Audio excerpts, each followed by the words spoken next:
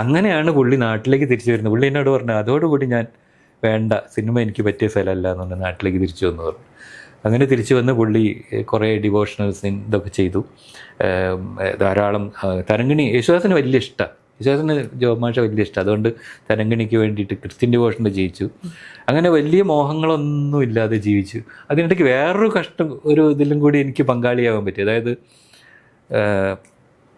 പുള്ളി ഒരു ദിവസം എന്നെ വിളിച്ചിട്ട് പറഞ്ഞു, ഞാൻ അന്ന് കൊച്ചിയൊക്കെ വിട്ട സമയമാണ്, ഒന്ന് വരണം എൻ്റെ ഒന്ന് വരണം, എനിക്കൊരു കാര്യം പറയാനുണ്ട്, വേറെ ആരോടും പറയാനില്ല. ഞാൻ പറഞ്ഞു വന്നു.